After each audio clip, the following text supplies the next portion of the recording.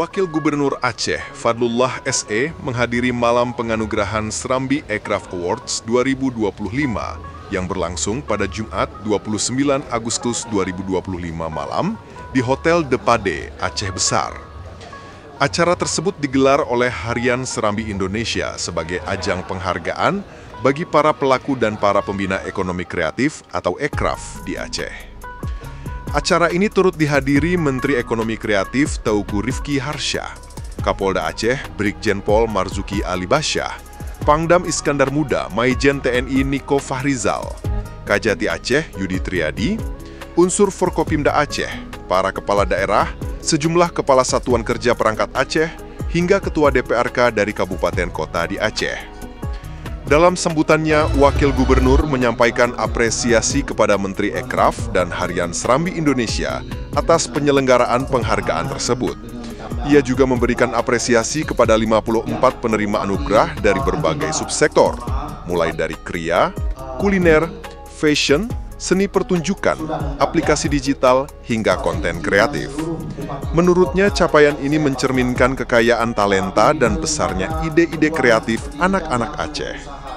Wakil Gubernur juga menyampaikan terima kasih atas kehadiran Menteri Ekraf dan berharap Aceh mendapat perhatian maksimal dari kementerian, khususnya dalam upaya memajukan sektor ekonomi kreatif agar putra-putri Aceh dapat berkiprah di tingkat nasional.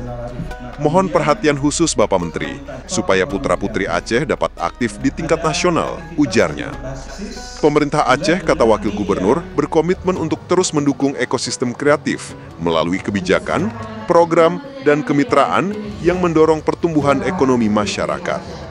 Pada kesempatan yang sama, Wakil Gubernur juga menerima penghargaan Serambi Aircraft Awards 2025 yang diserahkan langsung oleh Menteri Teuku Rifki Harsha, didampingi pemimpin redaksi Serambi Indonesia, Zainal Arifin M. Nur, dan pemimpin perusahaan Muhammad Din. Penghargaan juga diserahkan kepada sejumlah penerima lainnya.